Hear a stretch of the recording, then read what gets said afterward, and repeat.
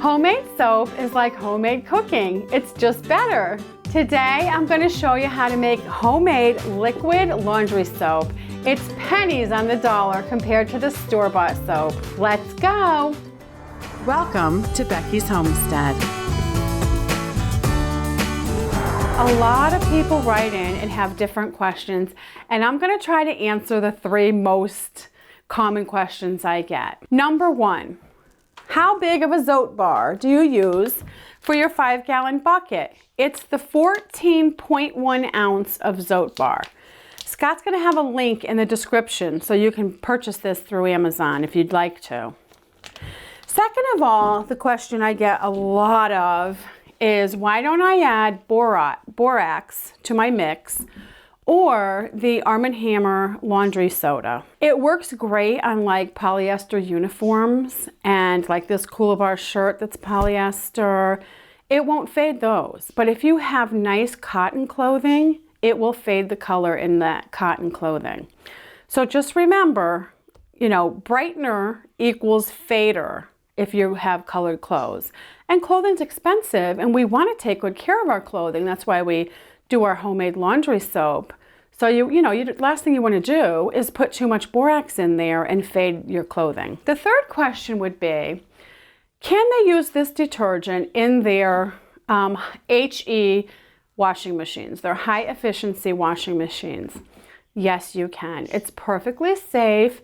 In fact, it's recommended because there's no bubbles in it. They don't want bubbles in those high efficiency washers. So yes, feel free to make your homemade laundry soap and use it in your high efficiency washer. I'm going to show you all the things you'll need to make it. You'll need a 5-gallon bucket. You'll need a big 5-gallon bucket paint stirrer to stir your soap with. You will need a 14.1 ounce of zote. I love the zote. I use the pink zote soap. It just comes out the best and I really like it. It comes out fabulous. You are going to need a grater. We grate the soap into the bucket and that just speeds the process up. It just moves the process along faster. I'm going to use some borax in my detergent today. You do not have to use borax. If you need a gentle, mild soap, because you have very delicate clothing or baby clothing, just skip the borax and make the soap without it. It'll be fine. And also a measuring cup. And that's it. The first step is we're going to grate this whole bar of soap into the bucket. So let's get started. This takes a few minutes, but it's actually very easy. It takes a little effort to make your homemade laundry soap, but it's really worth it. This is really good soap. And when you wash your blankets and your sheets and your jackets and all your clothing, your curtains, everything just comes so clean and nice and fresh. No chemical.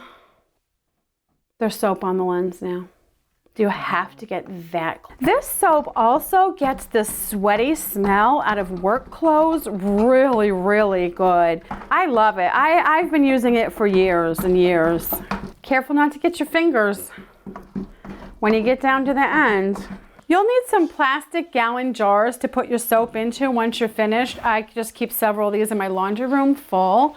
You can use plastic milk bottles, or these are vinegar bottles. And I like the vinegar bottles because they're a little thicker, a little more heavy duty than the milk bottles. That's thin plastic.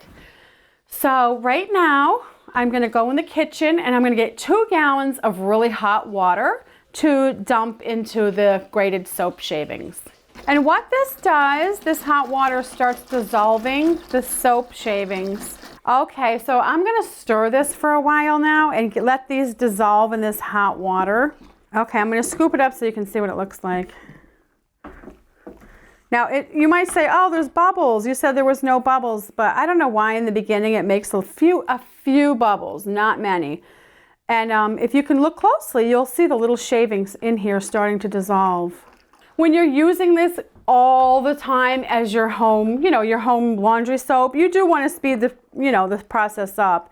In the beginning, you're kind of like, oh, it's a hobby, it's so much fun. And you take your time and it's wonderful. But as life goes on and you're truly using this as your homemade product, you have things to do. You want to get it done as fast as you can, really.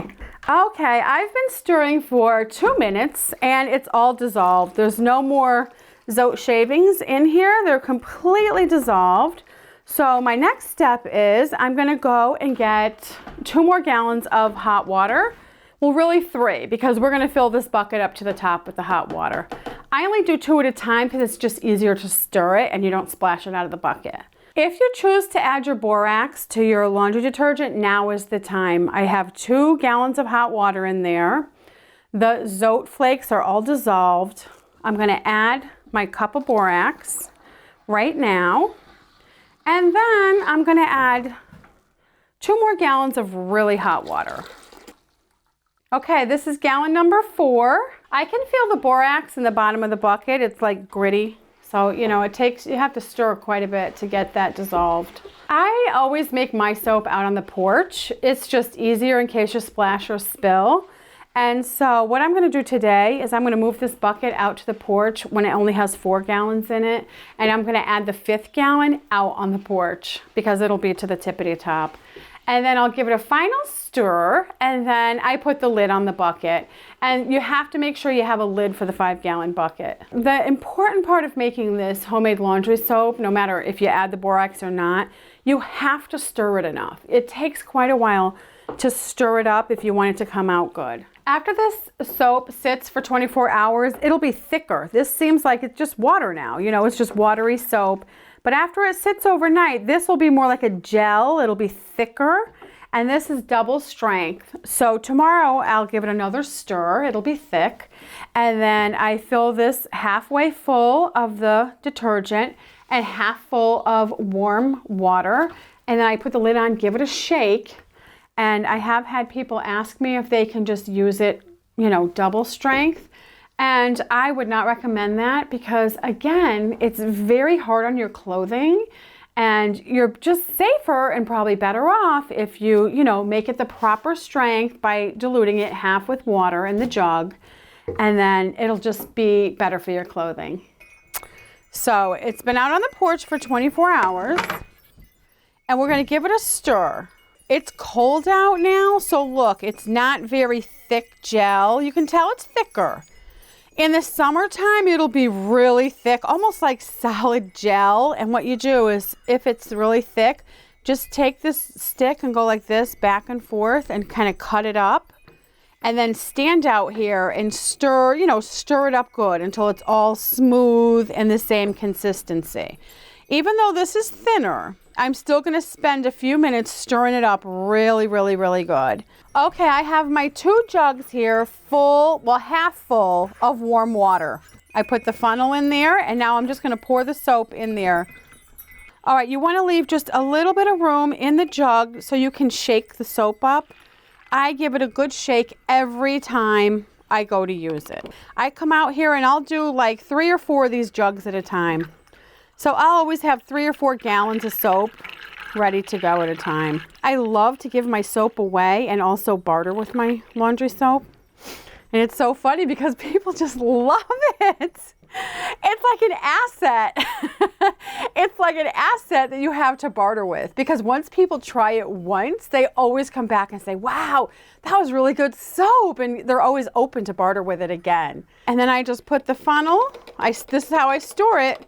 Just store the funnel in the little pitcher. I put the lid back on the soap.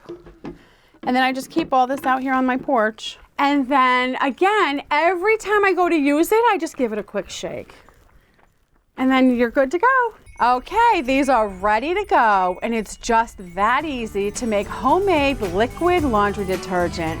I hope you make it and I hope you love it as much as I do. Sign up for Becky's Homestead newsletter. Go to beckysHomestead.com and sign up on the right. You'll get articles, news, and specials from Becky every month. Unsubscribe anytime, no spam. If you like this video, click the like button. It really does help us a lot. And if you want to be notified every time we post a new video, click the subscribe button. If you would like to help support Becky's Homestead so we can make more videos for you, When you do your shopping, if you go through our link on Amazon, you don't pay 1 penny extra, but Amazon gives us a small percentage of every purchase. And that helps us to produce more nice homesteading videos for all of you out there. The link is at the top of my website.